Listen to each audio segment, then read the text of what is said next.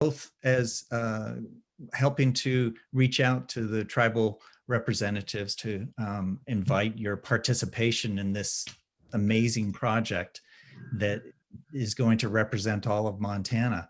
But also, I'm very, very fortunate to work with the design teams from Cushing Terrell and also from Main Street Design. They're doing the architecture, landscaping, and then the exhibits on the inside.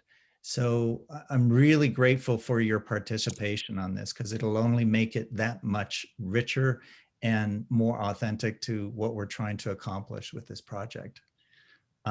So before we get going, I want to start off by thanking Smokey and Darnell for participating. Thank you for joining us from Blackfeet country, and it's great to see your faces. And Smokey, I really appreciate you opening up the meeting with a prayer. Thank you. It's good to see everybody again. Hayo Spomakit, Hayo Isapatapio, Hayo Apostoki, Hayo Okani, Hayo Natuas, Hayo Napinatusi, Kitaki Mankapi Bai, Hayo Nexpumakinon, Kuchukanon. Oh hey, oh hey, hey, oh hey, hey, hey, oh hey, hey, hey, oh hey, hey, hey, oh hey, hey, hey, ya hey, ya hey, hey, Hi, Creator.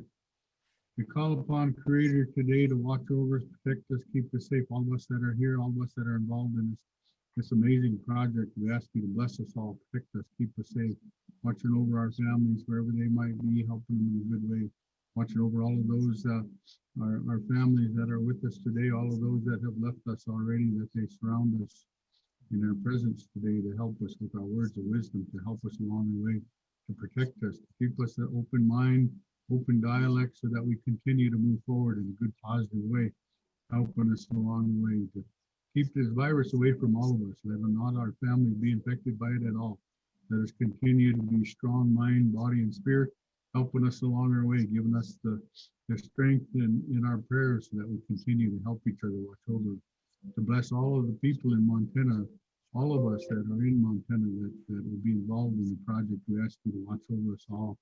Our leaders, wherever they might be, tribal, state, or federal, that they continue to support us and help us along the way, helping us that we continue to deal in reality, so that we continue to make this project a project for future generations to appreciate and complement and continue to improve and gather a lot of cultural information and a lot of information for our young people. We ask you to bless them all, protect them. Our veterans, we ask you to bless those also, so that they continue to be with us and respect and honor what they've done for us in their serving of their military. Help all of our elders that are there, that they continue to help us, support us, share our information with us.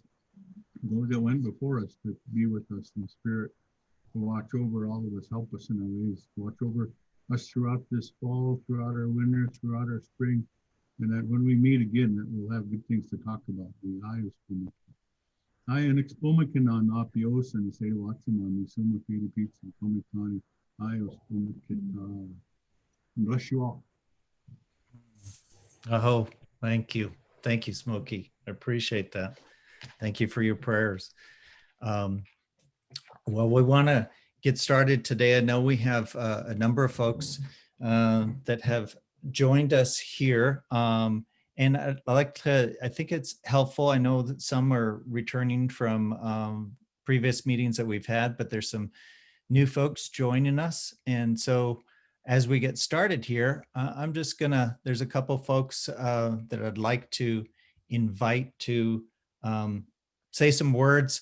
They're participating. We got folks participating from the project team, but also from the state as well. And I wanted to see if Russ, if you wanted to introduce yourself and if you had any words to offer as we get going. Yeah, just really a big thanks to everyone for their participation, input. But my role with the department is just to keep the ball rolling and make sure the project's on track and keeping everybody excited in this, which is not hard to do with this project for sure, with the many of you engaged in it and bringing a lot of passion to the project. So really appreciate it. Just can't say that enough. Thanks. Great. Thanks, Russ. And Jennifer, I wanted to also introduce you as well. If you could tell people your role on the project and how you're keeping us all in line. Oh, thanks, Major. You received the invite and the link from me. I just try to help as I can, and my title is project liaison, but let me know if there's any additional information I can get to any of you, if you have any questions, and I just try to kind of help Russ and help the other members of the project team keep things going. So thank you again. I want to just reiterate what Major said. Thank you for your time this afternoon. Great. Thanks, Jennifer.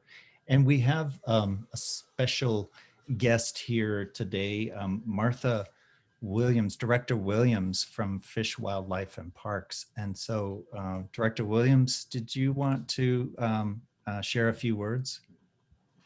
Thank you.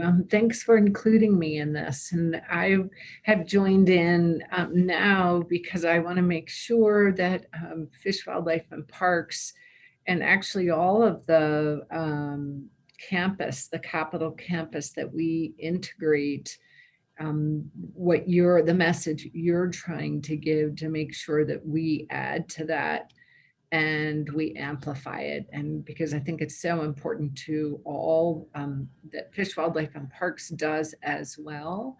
And I'm sure some of the other agencies. So I just really appreciate being included in this discussion and learning how we can build on this and do even more. So thanks. Wonderful. Thank you, Martha. And we have another Martha. Martha, if you wanted to say a few words regarding the Montana Historical Society. Hi, I'm Martha Cole. I work with Jennifer Bottomley-Oluni. I'm in their Outreach and Interpretation program, and we are really grateful for the advice you're giving us and the help you're giving us.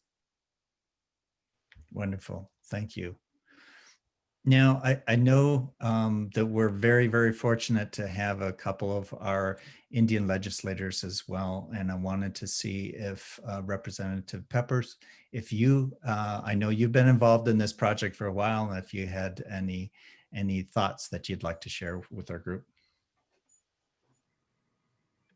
Great to be on this Zoom meeting, because I missed it last time, which I was very disappointed.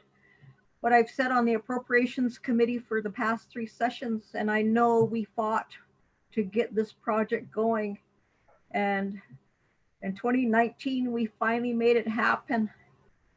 And I'm just so proud that we have it started and that I've been invited to participate.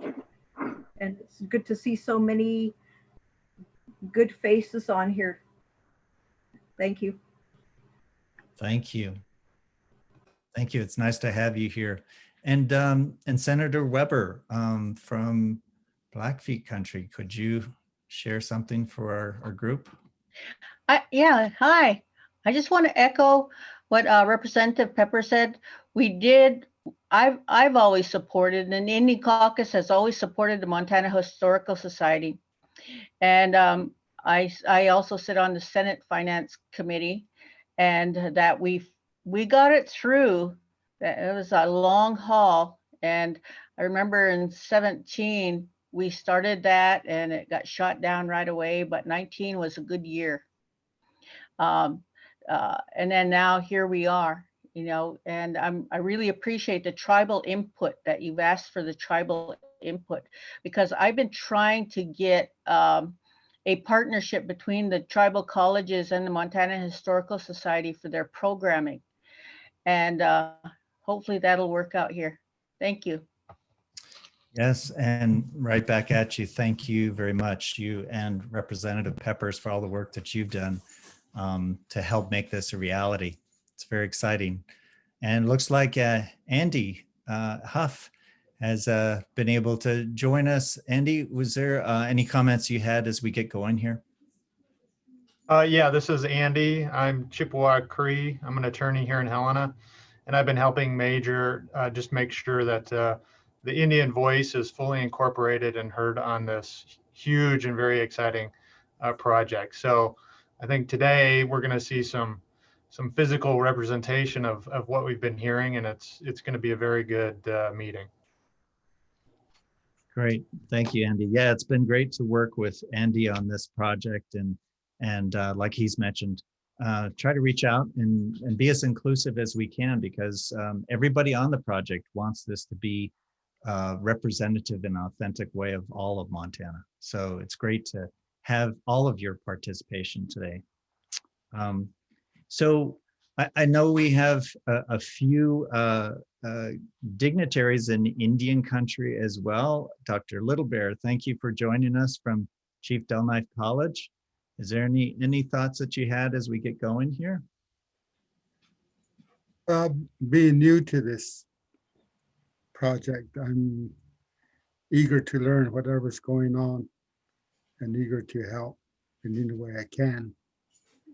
Thank you very much. Wonderful. Nice to have you on. And we have Dr. Chandler. I want to mention, if folks don't know, that Dr. Chandler has been participating on this project, and we want to congratulate him on his new position as president of the tribal college there at Ani Nakota. And so if you, we're very happy to have you on board. Is there any thoughts you have? Well, just thanks again for allowing me to be a part of this, and the plans so far that I've seen. I really see some positive things in regard to the inclusion of our tribal people's voice. So, thanks. Wonderful. Thank you. And we also have Haven Gourneau from Fort Peck Community College. I was wondering, thank you, Haven, for joining us. And do you have any thoughts for us? I'd just like to say I completely enjoy working with the other tribal colleges. Anytime we can do something like this is really a boost for us. And thank you guys for involving us. And I'm pretty excited about it. So thanks again for asking. So hi everybody, Richard. Hey. Zoom is absolutely wonderful. Like a family gathering. Yeah. Thank you, President Gourneau. And just so folks know, President Gourneau's husband, Frank, is, we'll be talking with him about landscaping materials because he owns a construction business up at Fort Peck. And he's been helpful with the American Indian Hall project, and I'm sure he'll be working with us on this as well. I see that we have Shalene Old Coyote on and Shalene. So do we have Shalene, or do we also have President Yarlett on? No, I think he's still traveling. Okay. I have the next door office. I've been doing HR work along with my own duties, and I opened it over there. I couldn't hear anything, so I jumped on over here. That's why there's. Okay. Thank you, Shalene. Thank you for logging on. And I know I had a nice conversation with President Yarlett. And so we look forward to having both of your participation. Thank you for the invite. Sure. All right. Well, at this point, unless there's someone else that has anything to add, I wanted to have Tony, if you could get us going on the presentation, I'll turn this over to you at this point. Thank you. Excellent. Thanks, Major. So can everybody see the screen okay? Yes. Is that, yes. Okay. Excellent. Excellent. Well, thanks everyone for spending time with us. I'm Tony Houts. I'm one of the architects working on the project. And last time we got together, there were a number of areas on the outside of the building that we were focusing on in the landscape area. And we kind of had some discussions about different ways to address those, and some different questions came up, some different concerns came up. And so hopefully what I'm going to show you today is a little bit of an advancement on that. And we're going to want to get some more feedback from you on what we're showing you and where we're going. So I think there's going to be some fun stuff, and we just hope for an open and informal dialogue. If you have questions, comments, feel free to jump in and interrupt us as we go. With me is Wes Baumgartner, who's our landscape designer. So in a little bit, I will turn it over to him to talk about the landscape. But I think this is our agenda. So we're starting on the item number 3 right now, and we'll talk about kind of the overall building, but we're going to focus on the landscape and the cultural design considerations in the facility. Our project schedule, I like to put this in the slideshow so everyone has a chance to kind of see where we're at. If you really look, we're right up in this area right here. We're about line 3.5 up here. They've started to do some site work out at the addition location.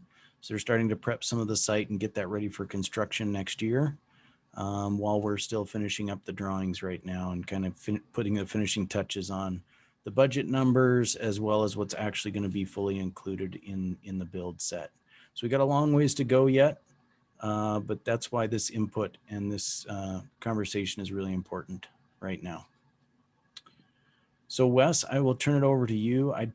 Just to let you know, Wes, we don't have an aerial. I think you saw that, right? Of kind of showing the whole layout. So when we start to talk about kind of the stone circles, you might want to point those out on this plan before we move to those. Yeah, do you want to move back to it, or you want me to point them out it looks like we're going to start with some plants. That's right. Right. And this, yep. And this is the site plan. The perspective walk up the path is next. So you can point those out, but you might want to show where the circles would take place in this plan. I don't have that plan on up here. Yeah, you want me to annotate? Yep. And to show those.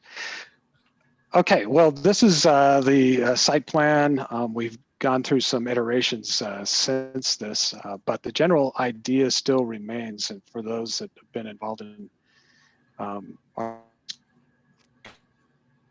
previously, this is kind of a repeat for you, but something to get the others up to speed quickly is creating the different landscape zones throughout the state: the plains, the foothills, the valleys, the forests, and the mountains. And throughout these zones, we want to have cultural references that tell the story somewhat of the people that lived in these different regions.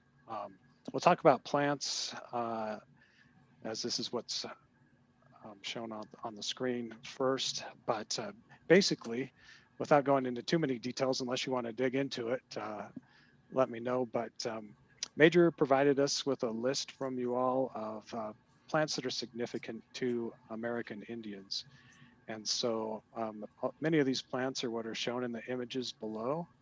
And we plan to incorporate those throughout the landscape area in zones that are appropriate for those particular plants. So that as you make your way up through the landscape, you can catch those references. Some of the important ones, including the sweetgrass and some of the sage and man sage and echinacea, and some of the plants that we use for food, such as chokecherry and serviceberry and plants like that, will be used throughout the landscape. Tony talked about stone circles, and some of those will be shown in the 3D images that we're going to be showing in a second. But basically, the idea on the stone circles is that we start down in the plains area, and there would be a partial stone circle here, almost a way of discovery as you go through the experience, that you start to make these out in the landscape. And as you make your way up the hill, which is this direction to the main entry, you start to encounter more of these, and they'd start to complete themselves more and more. And then until you reach the top here, which is the main kind of climax of the whole experience. And we'll show you what that looks like in a second. Was there a question? I heard some musings, but maybe just out of pure excitement of what you're seeing, you can contain yourself. You'll see as well that as these stone circles start to form more and more, some representation, some sculptural teepee elements begin to show up until you get up here to the top of the mountain region, where we are going to show a pretty cool representation of the teepee experience. Are there any questions on this so far before we move to the images? One of the things I wanted to add, Wes, is that just so folks understand, is that you know, when I worked with Montana State University on the American Indian Hall, Smokey and Darnell had participated on helping to assemble the indigenous plants list, and that's what we're working off of. Obviously, if we want to refine those, this is kind of where we're starting, and you know, Smokey and Darnell may be a little bit more interested in that. We also worked with other representatives from the other tribes, tribal ethnobotanists, and had them participate on this. So if we need to refine it, we can certainly refine that list, and I'd be happy to share that with you all as we move forward. So that's the intent. The other thing I wanted to mention too, because Haven is on the call, and like I'd mentioned earlier, her husband Frank has a construction company. I talked to him, and I've been talking with other construction companies or places for tribal materials, because we're interested in bringing some of those materials to use as landscaping and work it in, so that there's a story to tell, that we're actually bringing parts of those tribes and their homelands to this homeland gallery and landscaping. So we want to be able to help tell that story, and need your help in telling a story, not only of materials, but tell the story of the plants too. So there's going to be some opportunities outside to inform the visitors as they come, both native and non-native, about who we are as tribal people, and what these elements, what these plant relatives mean to us. And then I know, Wes, you're going to get into some of the images of the stone circles, and these are representative right now, so we want your comments, but like Wes said, we wanted to show how out on our reservations and even off the reservations, you can find these stone circles, which can represent many different things. They're not just teepee circles or teepee rings, but we want to work with tribal representatives to make sure, if we're telling that story, that we're telling the right story. We're not talking about sharing locations for any of these stone circles. We're just talking about kind of educating the visitor as they come to this facility. So that's kind of the intent there. Major, can I just throw in just a quick note on that topic of informing and educating and interpreting for the visitors, the guests. One thing that's really important to us on the interpretive design side is that the storytelling and the communication about these American Indian components in the landscape, in the building, and in our next meeting, we'll talk about in the galleries themselves. We want those stories to be told in your voice, not in a non-native voice speaking about you. We would like to have the introduction to the plant materials and their meaning and their uses, the introduction to the stone circles and their function and meaning for the different tribes and nations. We would like those messages to be coming from you. We see our role as frankly just a sort of conduit to get the messages from you to the guests, to the visitors. So you'll hear me at the end of the meeting asking you to begin thinking about the exhibits inside the gallery, but I'd love to have you be thinking about what stories matter about the things that Wes is going to show you, and how you would like to tell them. And could I just say something here, Major? Sure. Thank you. And hello to everybody, okay, especially to our Blackfeet people and all of you out there in Indian country. One of the things that I agree with Trevor on is that exactly we need to have our own native voices here. The other is that it's really holistic and really, really healthy and very exciting to be able to tell your story from your standpoint of view.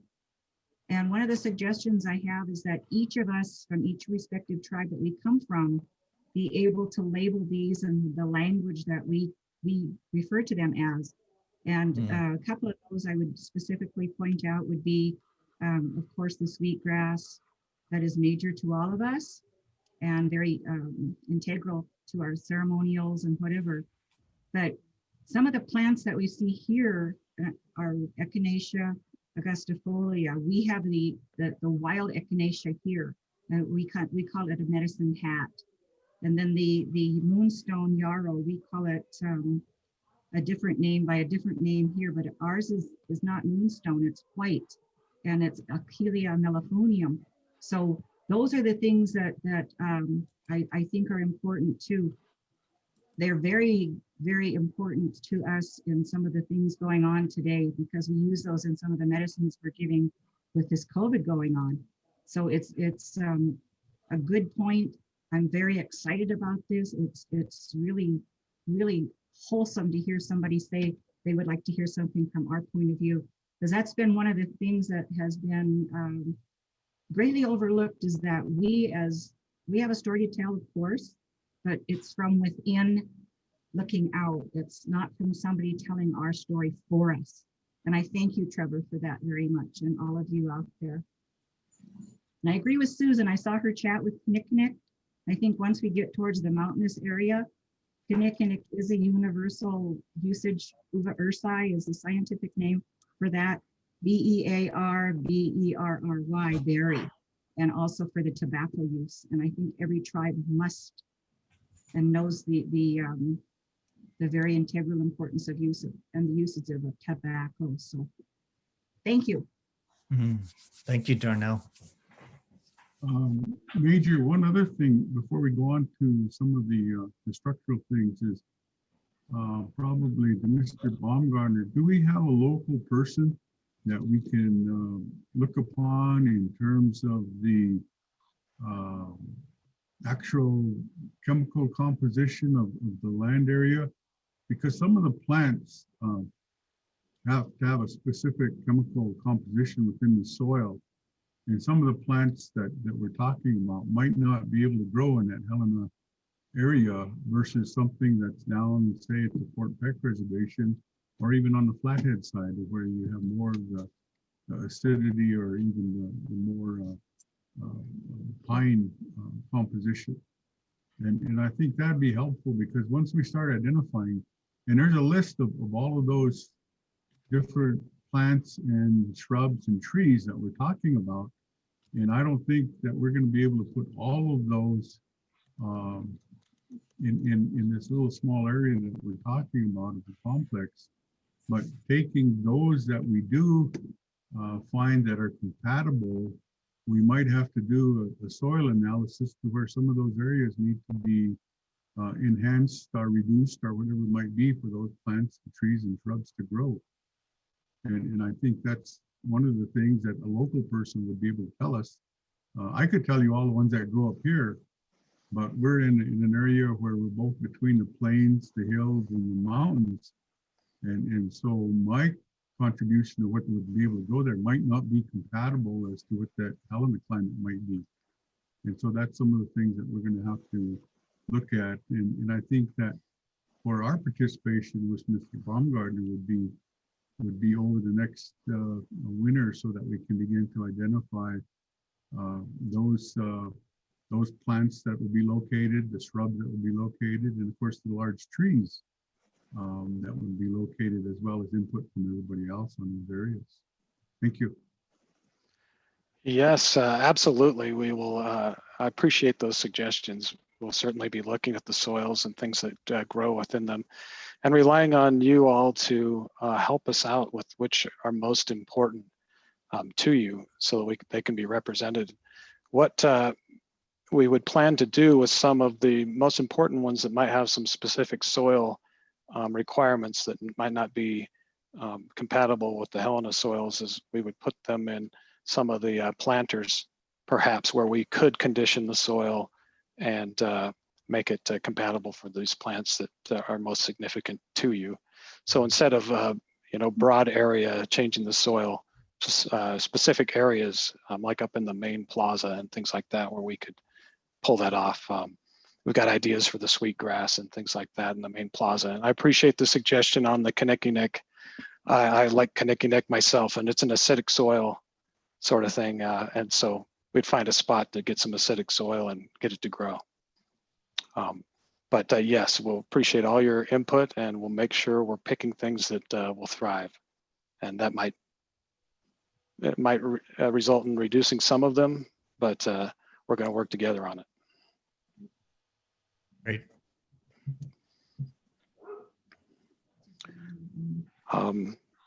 If there's Any other nothing more on, comments? just quickly, thanks for bringing it up, Major, about the different materials that you talked about, representing each tribe. I think the thought was, and correct me if I'm wrong, that just like the plants, putting them in the appropriate areas, the plains, the mountains and things like that, we would also be placing these different tribal representations in the areas where they are most appropriate, so that they fit the context of the landscape of the people as well. Yes, yes. And like I said, I've started to develop those contacts, but those of you on the call here from the reservations, if you know of folks that we can work with there, we'd certainly want to find out who best to work with in order to accomplish what we're trying to do with the landscaping. Thank you.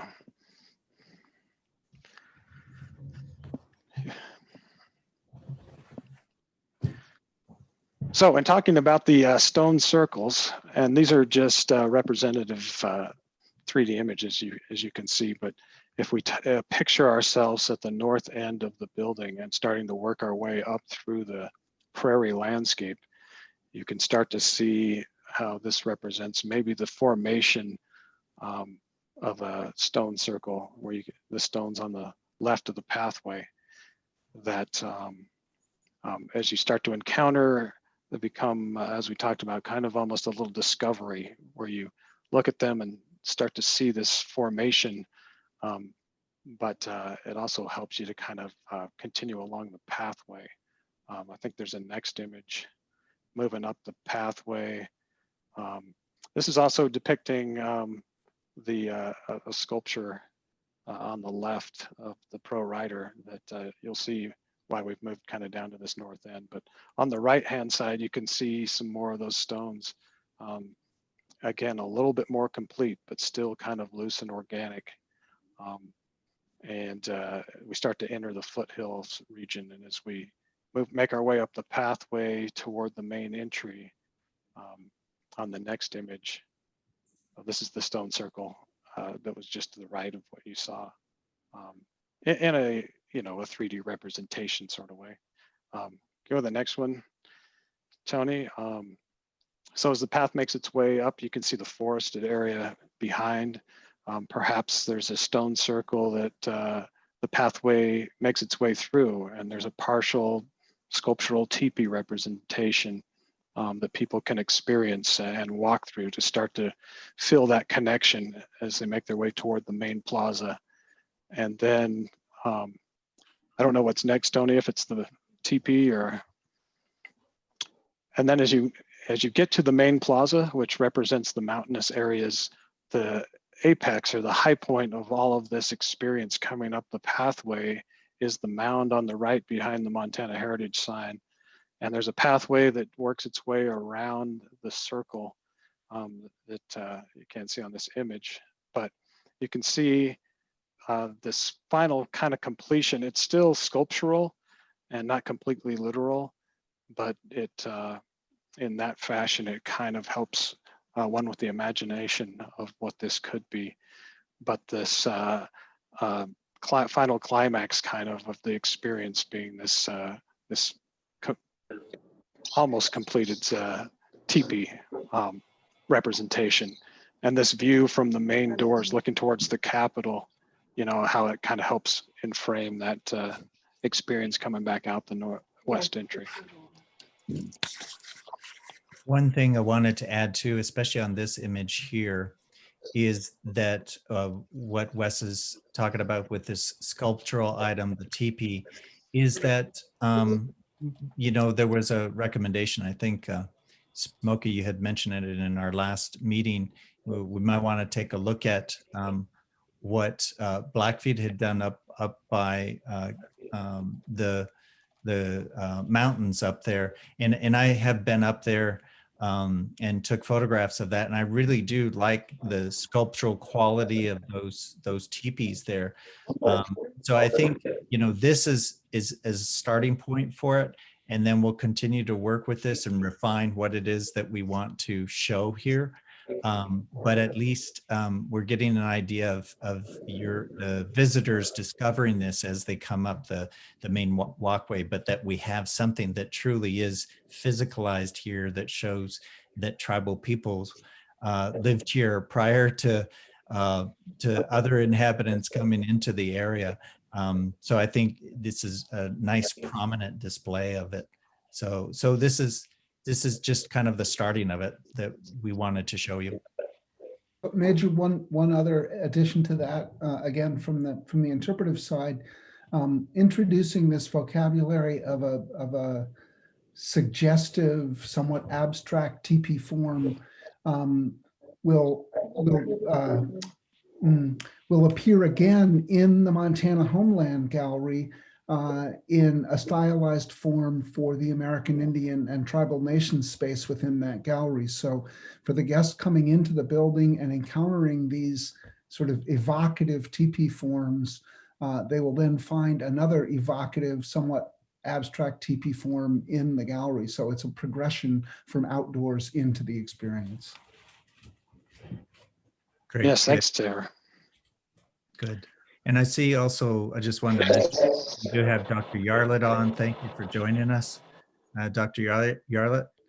And we also have Tiana Limpy from Northern Cheyenne, our Tribal Historic Preservation Officer. So thank you for joining us as well. Tiana, is that Gary with you?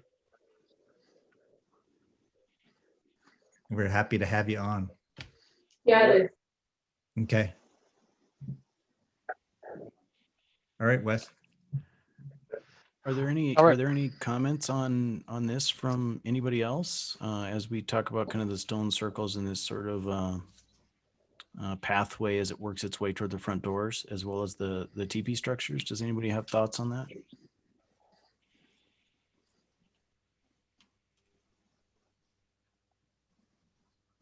What do you mean by stone circle? Sorry, we got done late, but what is that? The stone circle.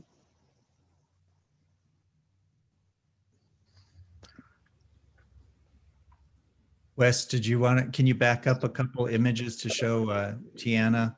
Tiana, what we're talking about is as you approach the building, part of what we're proposing is that we, besides the indigenous landscaping and the plants that we have, that we want to have representative as much as we can of each of the different parts of Montana, the different reservations, is that we're introducing the idea of discovering these, you know, they're not just teepee rings, but we have been informed by some of the, I think it was Michael Blackwolf had commented and Alvin Windy Boy had commented last time that if we were to do something like a teepee ring, it should be really a stone circle that's representative of a number of things. So we're not trying to duplicate one, but we're trying to at least kind of evoke someone might find out in the wild somewhere. And then it's an opportunity to tell some of the stories about that, what they represent, what they could be. But these are in partial discovery. So you might see a portion of that stone circle. And then as you move further up the path, that stone circle becomes more defined. And then in this one, we see where the stone circle would be, and then how it might represent where a lodge would have been. And so it's this opportunity to educate the visitor as well as inform ourselves. So that's the intent of it. So this is meant to be kind of the concept of it. One thing I'll say is usually those stones are worn down. They might be a little bit smoother in some areas and rugged in other areas as well. So that's the concept. So we were just open to what folks thought about this. So what kind of material will be used for the stone? Well, yeah, we're open to that. And in fact, I don't know if you'd heard the first part of this, but what we'd like to do and we're proposing to do is work with representatives from each of the reservations to actually bring some of the materials there to this project so that all of the tribes are represented. So it could be not saying we're going to actually take a stone circle from the reservation, but take landscape materials and bring it here. So we would work with you all on what would be best represented. Yeah, that'd be a good idea because there's a lot of variation in the types of rocks and the colors and whatnot that different respective tribes use. And so we each have stone circles, but there's slight variation in the color and shape and also the orientation of all these stones. So I think that's a really good idea, bringing in the perspective from different tribes. And paying homage to each of the reservations by bringing prominent materials that we have here on our reservation. So I like that idea. Wonderful. Good. Yeah, we'd look forward to working with you all and exploring what materials would best represent that region of Montana. Major, this is David. Hi, David. That's a great idea. Something that we've done on our campus is bringing representative boulders or rocks from different areas. And if this is something that's going to move forward, maybe you take a material boulder or something from the different reservations, different tribes, maybe placing them in a general direction of the location of the reservation. Yeah, I mean, this wraps around the building. It's basically from northwest, which, you know, that could actually work out very well, but it's in that particular direction. So it kind of points off towards that reservation. Is that what you're saying? Yes, that is what I'm saying. Great. And using the stones as well, right, to point in those particular directions. Yeah, I like that idea. Yeah, and Major, another thing is that while East and West is prominent for most of the tribes, some tribes also use the North-South alignment in some of their features and whatnot. So I think that's another important thing to keep in mind. Yeah. And also certain stone features or circles can also be depictive of like a plant, animal, a ceremony that occurred there. So when the tribes come together, perhaps we can look at like native plants or grasses in our areas, and we can have those be a part of the theme, or we can think of other things that we can use for the stone. in Okay. terms of like animals or places or landscapes. Okay, great. That's wonderful. Good. Are there any other comments regarding that? Because I think we want to go to are we going to the other side of the building here? We are, yep. The east side is next. Okay. Major, Yes. this is Susan. I just want to, I guess, just gonna ask is like all of this is concrete, right? Mhm. And I'm looking at the teepee here and then the concrete walk, the path. Can we throw a little color in that? You know, like pictographs or something, you know, instead of just a stone facade. Is that in the plans? Are you talking? It's a little sterile Mhm. with all the concrete.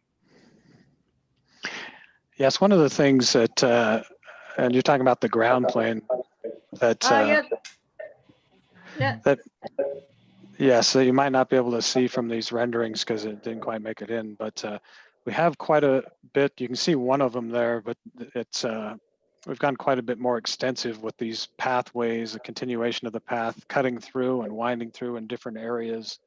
That would be a different texture, potentially a different color. That would help really break up a lot of that concrete. And there's probably less concrete as well than what's shown in this rendering. We've skinnied up a little since then, but we have some stone bands cutting through, as you can see in the background there, and then pathways and links and winding other ideas are going to cut through this concrete. So exactly what you're talking about, we're going to be looking at ways to break it up and make it more interesting for sure. No, thank you. Because it looks a little bland, and I know it has to work into the original Montana Historical Society, but still, you know, that's really a bland building. The only thing that saves it is a big old buffalo skull in the front yard. Oh yes, you're referring to the building facade, The right? existing building. Yes. Building. Major, could I say something here before we Yeah. move on to the other side? Yeah. In regards to the square plant area there, it looks like maybe some grass or something, and I know it's a rendering, but can we kind of get away from square? We go to every circular. Circular is what our whole existence is about. Mental, physical, emotional, social. It's all in a circle. The sun rises, the sun sets in a circle. If we could sort of get away from all the square and go to a circle.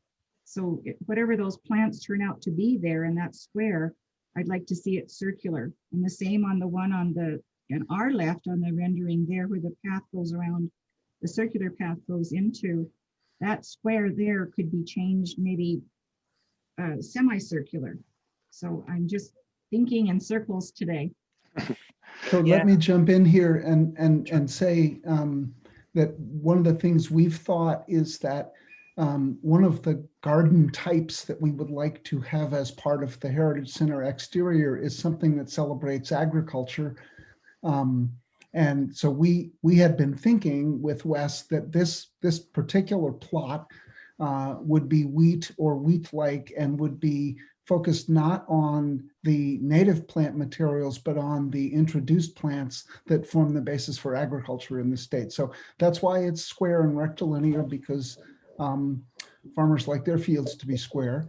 And it is deliberately not circular because it is talking about a non-natural, non-native form of growing. Good point. Thank you for, sorry to cut you off. Thank you for that, Tabor. That's the plan. And actually in the planting of this, we plan to kind of put it in rows, and that's what really represents that type of farming. We've gone with a pretty square shapes because of that in the plaza, but the area, and I don't know if you can go back, Tony, to the site plan real quick. That's helpful.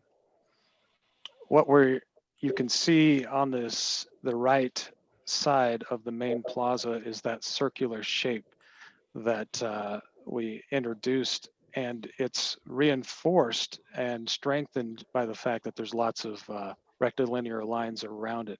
And that's where we're planning to put the teepee, and that strong shape is, I think, representative of what you're asking and talking about, in order to really reinforce that circular reference that's important to American Indians. Right, Well, and this plan shows how much curvilinear and circular, how many curvilinear and circular forms there are in the overall site, which was obviously our intent all along, and the notion of that the stream flowing or river flowing through the building and out onto the site, again, a curvilinear and natural form. Yeah, and since this rendering, there's a lot more of those curving paths cutting through the plaza than what you can see there with the singular one. So there's a lot of curving shapes that we have introduced for those reasons you asked. and I think based on the comments that we're hearing too, we'll work on this entry to really detail that a bit more as we move forward in the project to show where those curvilinear elements and pathways that represent really the waterway, which is so important to tribal people, that they intersect with those more angular shapes too. So I think it's really a blending of different cultures in Montana. So, not to get too symbolic, but just like what was pointed out, we as tribal people are curvilinear, and we like to see that. We're more comfortable with that. And yet there's also the other cultures in Montana that are based on more European viewpoints. And so it's bringing those two together. And I think as we detail it more, we'll see that. Certainly. Thanks, Major. Yeah. Yeah, why don't we, if we can move over to, if we're ready to, over to the east side. Yes, east side. Do you want to do this, Wes, or do you want me to do it? I can start and you can provide some color. Let's do it. If you want. In our discussions previously, we understood the importance of the Eastern exposure to American Indians. Along with that Eastern exposure, Major and some of you others brought up the significance of arbor type of structure. So combining those two and using it to create an interesting entry on the east side, and also helping to enframe somewhat this cul-de-sac area that could be used for gatherings if the traffic's shut off at times. We're using this important element to really make a significant entry experience on the east of the building. So what you looked at before with the teepee was the west side, which is just opposite of this entry. So these curvilinear ideas and all that that we talked about before would make their way through the building and come out to this east side or vice versa. You can kind of see a curving element down in the concrete as well. One of those that continues from the west side to the east. I think we have some other views as well, and we'll talk about that sculpture here in a second. You can see how Fish, Wildlife, and Parks entry also works into this arbor cul-de-sac sculptural area, so that they all kind of feel like a cohesive and significant landscape space. I think we've got one more, and this is a view kind of looking across the entry roadway 6th, where it gets closed off at the cul-de-sac towards Fish, Wildlife, and Parks and their accessible parking. But the entry also to the left. This would be the view coming in, either walking in or coming in as a vehicle. What we're also showing here that I think we'll talk about, and we might as well talk about it now. One of the sculptures that we're looking to incorporate into the landscape of the Heritage Center is the J. Lieber piece, Warning Road Hazards Ahead. And in this image, you can see it depicted in the center of the stairway as a significant visual a piece to this East Side experience. It also aligns with the arbor. We've broken the arbor up at the steps in order to allow that entry to read open, and so people coming out also aren't necessarily looking through the top of the arbor. But this was through previous meetings a suggested spot from some of you to celebrate this piece. We have one other alternative location, but I don't think it's shown on any of the sketches we can discuss. But it's basically over on the left side. It's off the screen a little bit and would be raised up somewhat to help in frame the other side of the this space. You'd have a view of it out Fish, Wildlife and Parks, and also out the east entry, and it would help enclose that space if it was used for gatherings or things like that.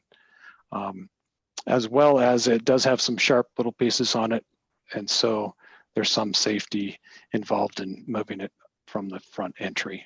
But I'd be curious to hear your thoughts. Tony might have some color to add, but thoughts on this arbor location. This arbor is somewhat a placeholder design, so it's still in the works. It's mostly to show the form and location, I believe. But thoughts on that, its location, as well as the sculpture that was depicted in the image that Tony showed right before we started going through the 3D renderings. Mm-hmm. I guess, this is Susan, I guess that what I was thinking about was, like, we call it the mini arbor.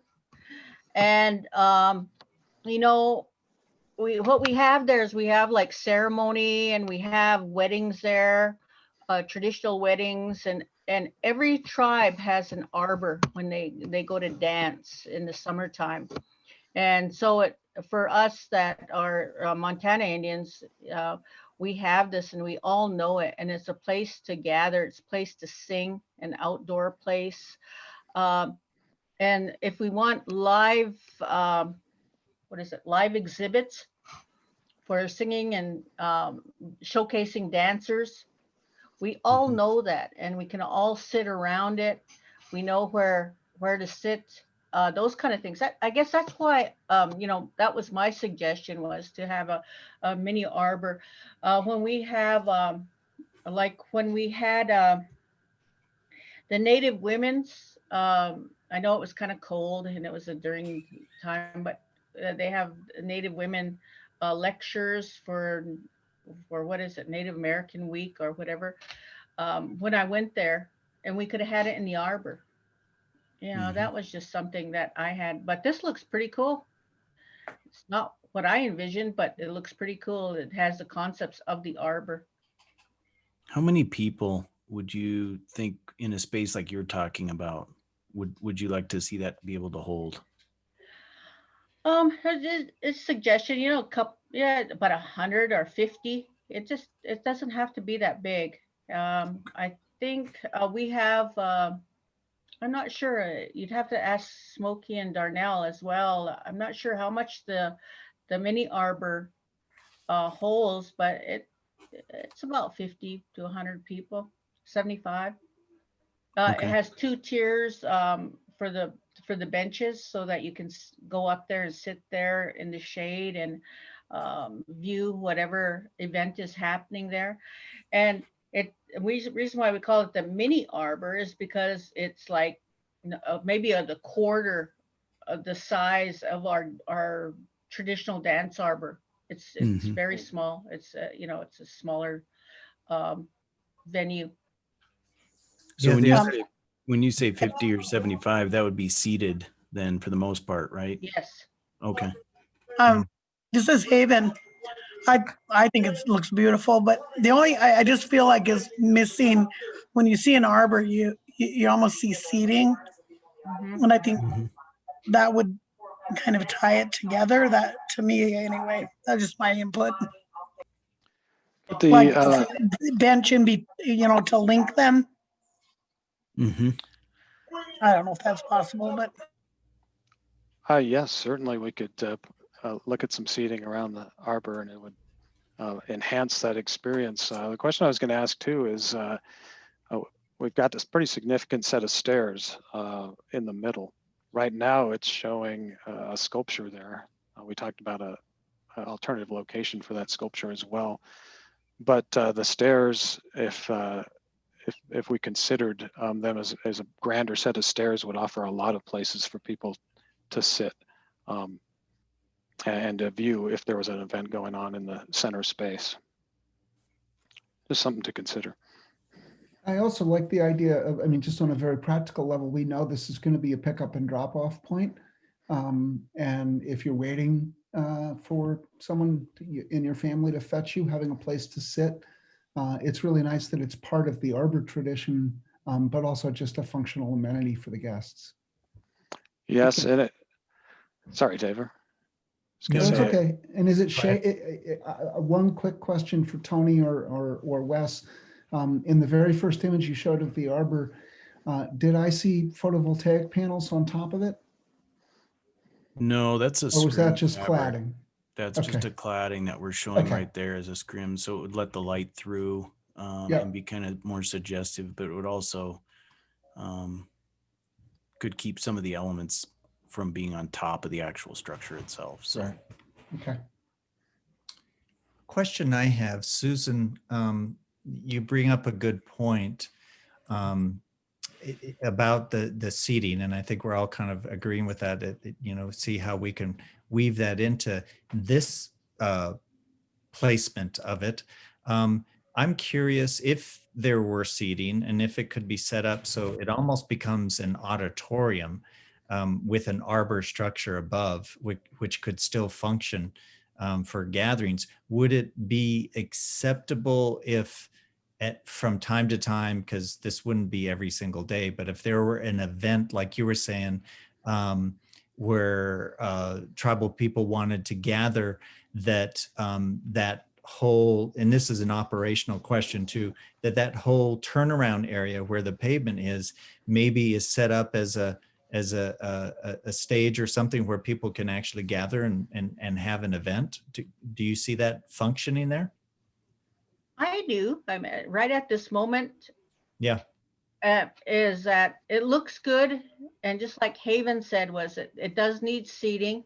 And when we have our arbors, there's, we have 3 tiers in the big arbor. We have 2 tiers of seating in the small arbor, but an arbor is functional for us. We all know what an arbor is, and it's always in a circle.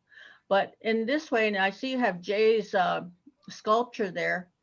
A lot of times that's for us is like the MC box, the people that get up and talk. It's kind of a platform.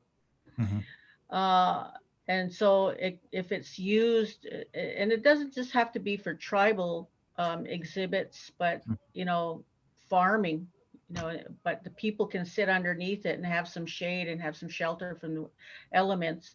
But I could see that, yeah. Okay, good. Would something, if we worked it in, we've got to retain for the stairs as an example. If you put, the terraces right in here instead of this wall, flanking both. I'm not drawing it very well, but you get the gist. So that they go up to the height of these planters, basically, and you've got the planters behind. Then at this part, you could have seating, that look directly out. And what you're talking about would probably need to open this up a little bit if you're going to have somebody give a presentation or something at that from that point, and where the sculpture might hide them. So in that case, the sculpture might be better placed on the other location that we talked about on the southeast corner of the cul-de-sac. But yes, as Jennifer's saying as well, this area could be all closed off, this entire cul-de-sac at times to allow for larger events that this arbor would serve. Yeah, I could see if, because this is, we share this space, we got to share our history with the non-Indian population and the farmers and ranchers and what else. And this would be a perfect multi-purpose place for anything that we put on. or anything that anybody wants to put on.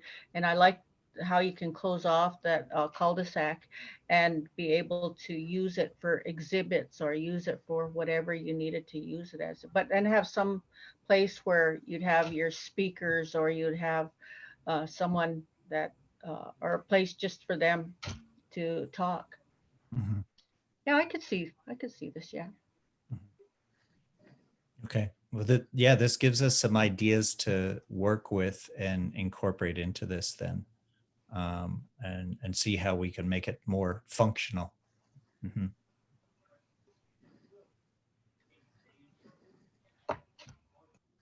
Great. Yeah, thanks for those comments. Any other thoughts right away on this? And the idea is, and kind of looking, if you can imagine looking down on the plan again, from east to west, this is east coming in. But one of the other nice things is as you come in, I mean, right through those doors that we're looking at, it's a pathway that can go directly out to the western entrance too. And then there's, as you cross into that main interior space, there's basically a crossroads, because you can go left or right, because there's a north entrance that goes down the stairs. So you can come in through the north, or you can come in from the existing Historical Society building to the south as well. So there's really this 4 directions in the lobby area too, which we certainly plan on incorporating different exhibits within that space that represent all of Montana too. I think it's cool as well, what you're talking about, Major, is that because of the transparency from east to west, you'd be able to see all the way through the building. So from one side, you'd see the arbor, and it could encourage you to make your way through and make that connection. But this way, if you can kind of see, there's the top of the teepee sculpture, you would be able to see that through the building from the east side. So, the arbor sees the teepee could see the arbor, and you'd really have that strong connection from one side to the other, pulling you through the building. Mm-hmm. Yeah.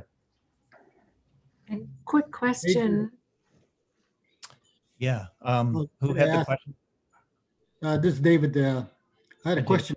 Where is the Tribal Flag Plaza from this facility? One of the things that we've talked about is when you enter, or the Tribal Flag Plaza, if you see the Capitol building over there, right in front of the Capitol building. So you can see it out there right now. Mm-hmm. Okay, I was just wondering if there's going to be events that's going to be possibly held at this arbor. If there's an opportunity to maybe build in pipes within the arbor where we can slide in flagpoles of the tribal nations that could be hung from the arbor. Oh, that would be good idea. Oh, yeah. So they kind of come in the interior of the circle and they overhang that way. Are you talking about that? Yes. Oh, I like that. Are they hanging like this, or? Yeah. Yeah. Hanging down from the arbor? Yes. Yeah. Yeah, cool idea. Yeah, for special events that could be placed out there as well. Oh, and we've talked about wanting to be able to have museum banners for the exhibitions, and that they could do double duty, right? I mean, we could switch them out for tribal flags during an event, but also use them to publicize exhibitions and events at the Heritage Center. Yeah, I think it'd be an easy thing to incorporate. Great. Excuse me, Major, we also talked about the interior. You remember when we talked coming in from the west entry into the main building? We would put something along the walls, and we mentioned something, possibly the flags would decorate some of the walls inside the building, but the outside would be just as good. One of the things about that circular driveway, I think that maybe the 4 cardinal points would be incorporated in there. because a lot of the ceremonies and doings that Native people have to do with the four cardinal directions in terms of spiritualism, culturalism. They're breaking up that big old large circle in front there. Oh, on this east side, Smokey? Yep, on the east side. Ah, And I think Jay's sculpture could be put into that front part of it, could be a semicircle. I know Jennifer mentioned that he wanted it instilled in a circular place. Maybe the front of that sculpture could be a semicircle. yeah, one of the challenges we have there, I'll admit, because we considered that, is that we need to have a fire truck that can make their way all the way through that cul-de-sac there. So we'll have to consider where we can put Jay's piece. And you know, I don't want to say no to the cardinal points. We'll investigate that. One thing that I've learned in incorporating some cultural items into facilities or outdoor spaces is we certainly don't want to walk on any symbols that are very important to us as tribal people. So maybe we can represent it in another way. I think that we can look at it and see how we want to best represent it and be respectful too. Sure. Okay, great. So Major, I had a question as well, and you may be covering it later on, but thinking about this east side and incorporating native plants, habitat, and or wildlife that is important to the tribes, you know, just offering help and interest in that on the east side as well. Just, I think of that, I raise it because I think of it as a way to incorporate what Fish, Wildlife, and Parks does to support habitat and native species, plant and wildlife. It's a nice way to potentially to tie together what we do with the Heritage Center and honor what's important to the tribes. Good. Yeah, I like that. So I know, you know, like Wes had started out with, and Wes can comment on this as well, is that we planned on weaving in those native plants throughout. So especially, as you're saying, especially on the east side, I think there's some great opportunities here. Yeah, and it's a little more difficult to see because of the arbor, but we'll have fairly extensive planters in these areas where we can condition the soil, you know, right, to get some of those plants to grow. This is actually isn't intended to be grass, but native grass, so we can weave in some of the sages and that again to have that closer representation to these plants that are significant that we're talking about. I know what you mean. Even just being able to not only visually see them, but you know, whether you're smelling the sage or whatever, there's a real strong connection with that. So I think that'll work out great on the east side. Thank you. Yeah, this has the potential, you know, it's grown quite a bit from where we first started to being something pretty interesting and a nice space for everyone. The west side was kind of the focus at one point, but now we've got something interesting for people on both sides. I appreciate all the suggestions. It's just going to make this better. Great. Is there, I know we got about 15 minutes left. Is there more on the presentation that we wanted to Yeah, cover? we have the inside, Major. I did want to just make one comment about the arbor. We have not costed out the arbor yet. This is something that we're actively kind of engaging what we're able to do inside the budget. So this particular piece, we're going to have to, we're looking at it from all angles to see where it fits in the budget, how we can get it funded, if there's alternate sources of funding for it. and how we can get that to work into it, because we really like what it does to the east entry. But just so everyone's aware, we are working on the budgeting for this particular piece for the actual arbor structure itself.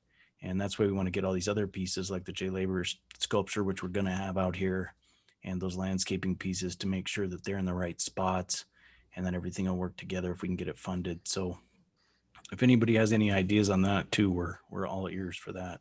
You know, I do have an idea for that. Yeah. In the old ceremonies, when we had our medicine lodge, each band of Blackfeet Penny had a responsibility for one of the upright poles. There's 12 poles that goes around the ceremony. That's great. Having each tribe sponsor one of those poles. We have 8 tribes now in Montana. And so the way it looks like there, we have 8 poles and 8 tribes that could each maybe contribute to the erection of that arbor system right there. I know Fort Peck is limited in their lodge poles, but we have a lot of large poles up here in the mountains. And the other thing too is that somebody was talking about fish, wildlife, and parks. That building is so close to the project that I think maybe the director could start incorporating some of those Indian concepts within that building itself, because there's a lot of animals, birds, and other things that could be incorporated into that fish and wildlife building. That would be kind of like an offset in terms of the stuff, or I shouldn't say stuff, but the items that were limited within the space of the addition. That would be now housed over in the fish and wildlife, especially you know, the grizzly and the eagles and all of those types of animals and birds that are very important to the cultural part of all of Montana, which now could be referenced to people that would go over there and see some of those because of the limited space. The other item too is that when I helped design the new Browning High School building, what we did is we incorporated on the lower part of all of the concrete diamond designs, which incorporated the mountain designs of the tribes, especially, of course, being in Browning. We incorporated the different color cinder blocks, which didn't take away from the cost at all. It was just that they had to order and had a plan ready for the masonry to begin to put those different color blocks in specific places. And that would give you a cultural, kind of like a band around the whole building, which would break that monotony with white or whatever gray or whatever color the cinder block is. And those, of course, can be seen at the new high school up here in Browning. It doesn't take away from it, but sure adds a lot to it, to the integrity of the outside of the building. Thank you. Great, thanks, Smokey. What I'll do is, if you're all right with this, is I'll get a hold of you afterwards. I'd love to talk to you about that. You know, this just looks so much better than the first rendering, you know, a few meetings ago, because it was just like a bus stop. And there's nothing on this east side, and now it looks a lot better. And with fish wildlife, you know, maybe buying into this or helping in looking at all of or contributing to the, I guess, to the effect. This, I believe that this is probably going to be one of the main use areas of the museum.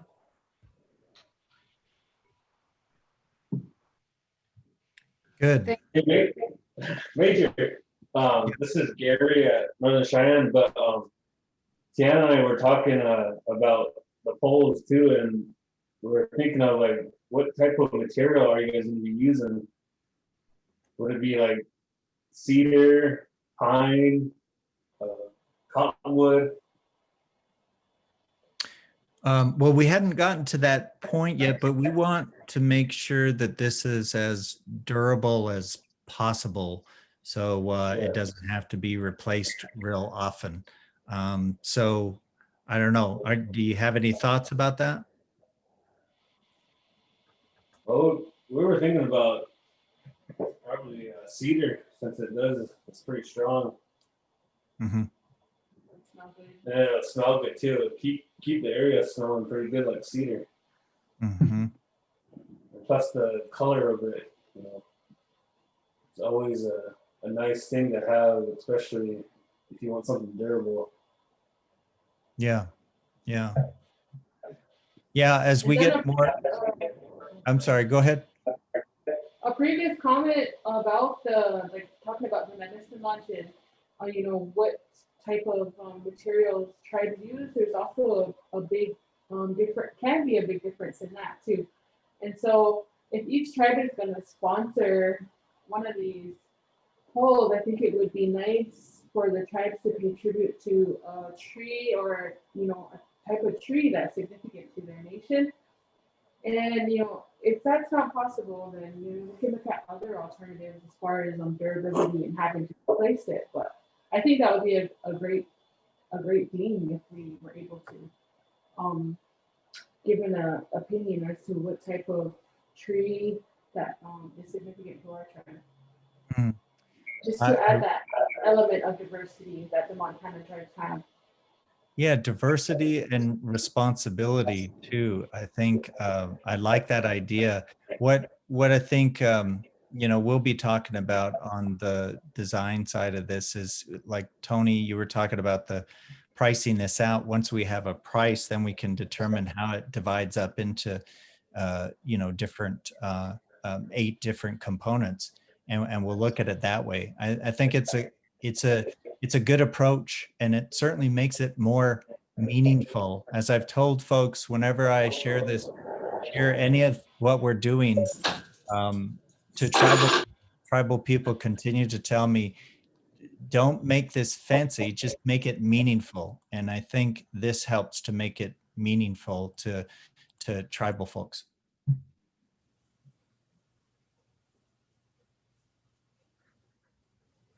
Great.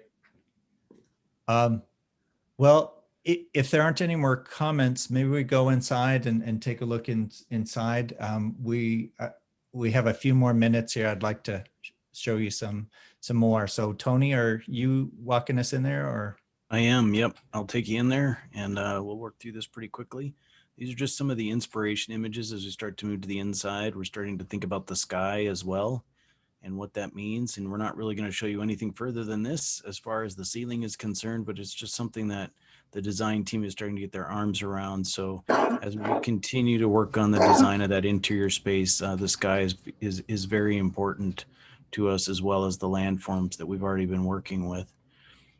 So if you'll remember, these are just really early sketches of what we're looking at for the interior. But if you'll remember, we have that curving path that comes up from the west side that Wes took us through, and then it comes out and it goes down the stairs on the east side as well. So we can come in from the east or from the west.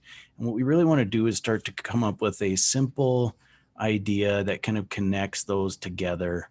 And what are some different kind of creative ways that we can do that, and bring that pathway through and kind of communicate this idea of connection to nature and the organic kind of intersecting this space.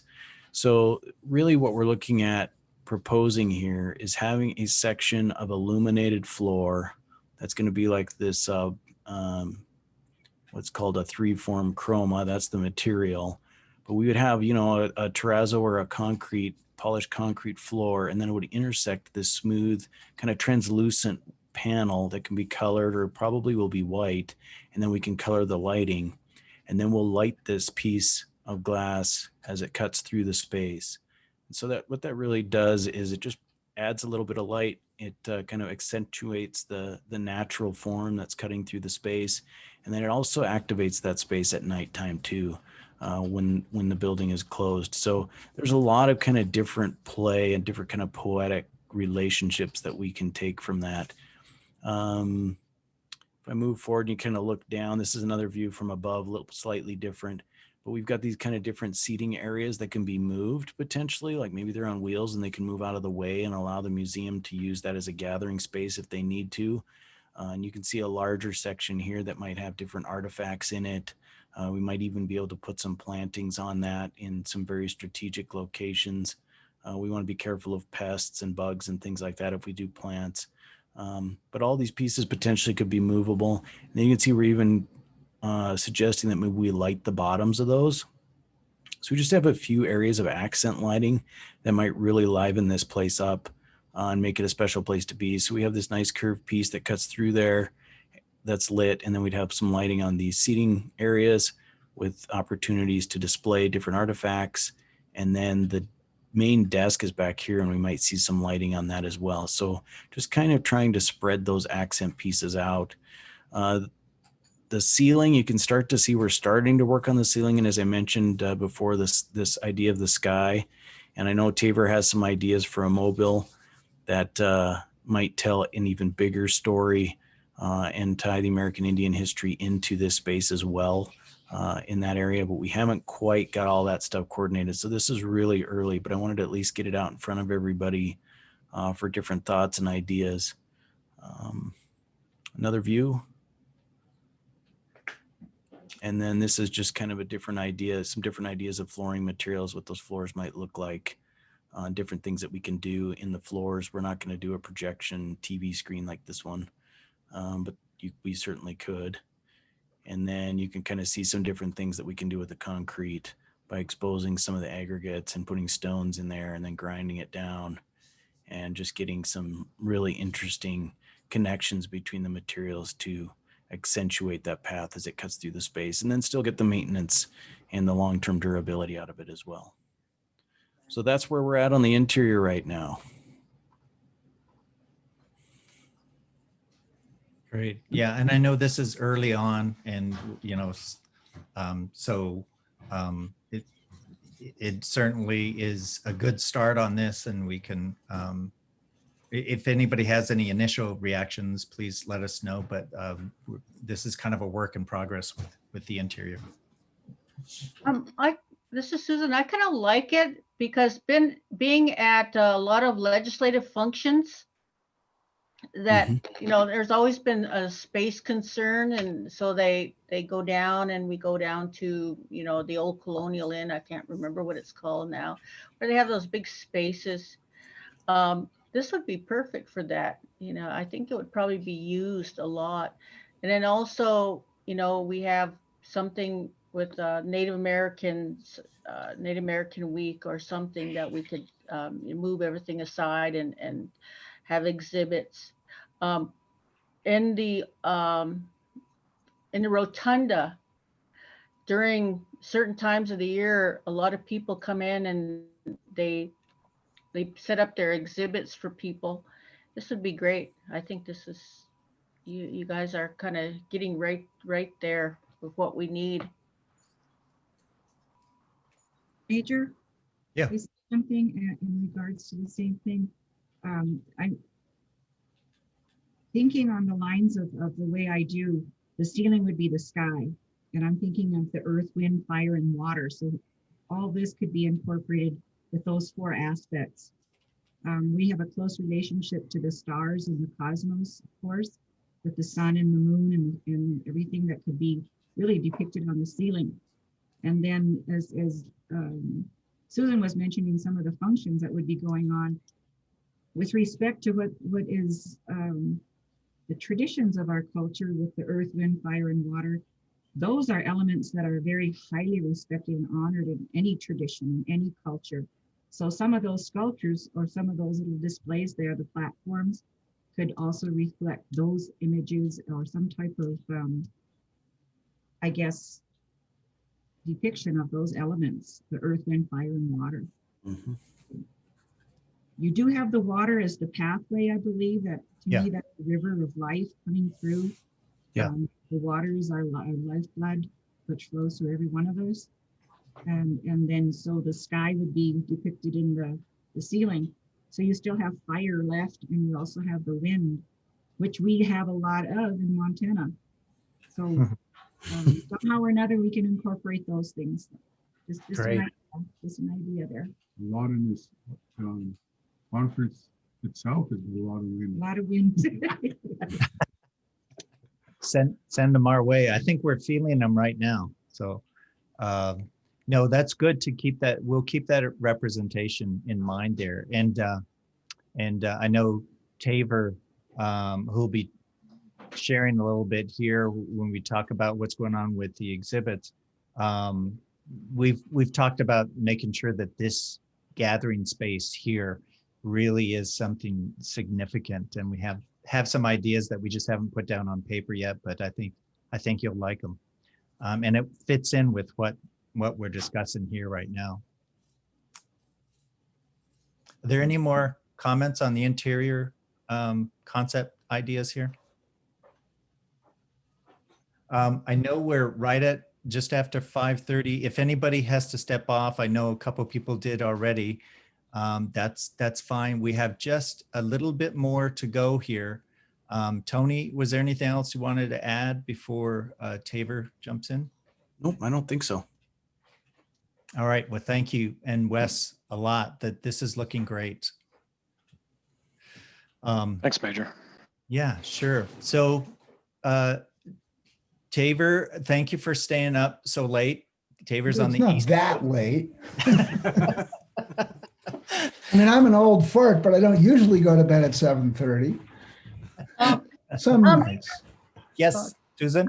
When's our next meeting? Because then that's when we look at the exhibit area, right?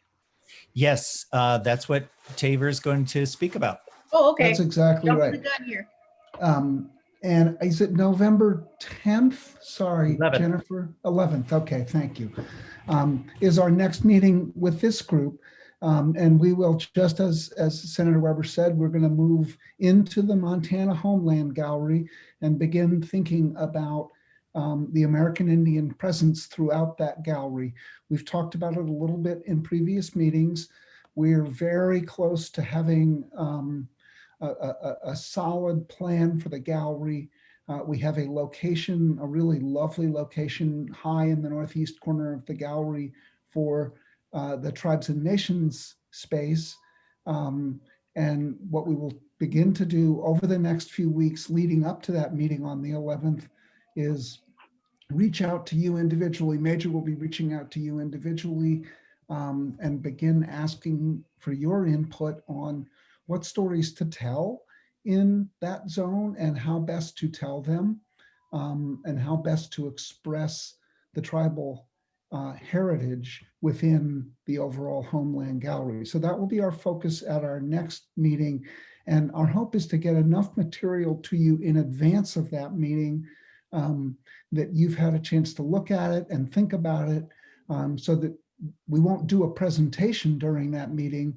We'll have a discussion, a roundtable, a workshop on taking it up to the next level. That's our intent. That's our hope. Is it still at 4:30 to 5 or 4 to 5:30? Yes, 4 to that's the 5:30 plan. on This is November Daniel. 11th. Yeah. Pardon? This is Daniel. I don't know if you can hear me, Yeah. but are you really going to meet on Armistice Day? Ooh, we may have to relook at that. Yeah, I hadn't thought. Yeah. No, that's a good point. We'll take a look at the calendar and we may have to adjust it depending on what other meetings are happening. Maybe it's on the 12th, if that works.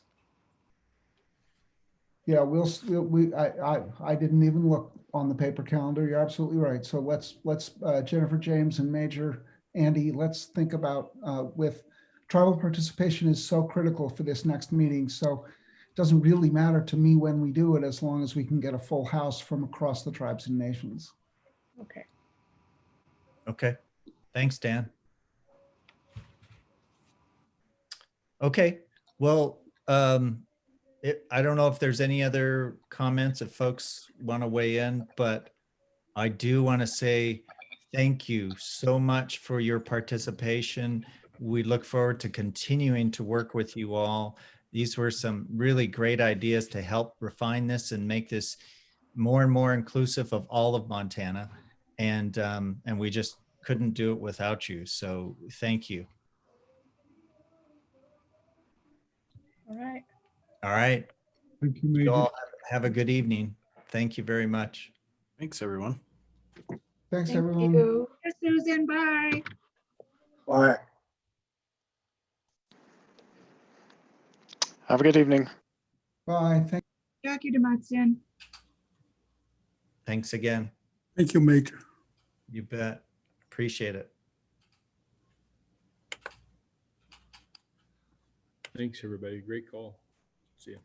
Thanks, Russ.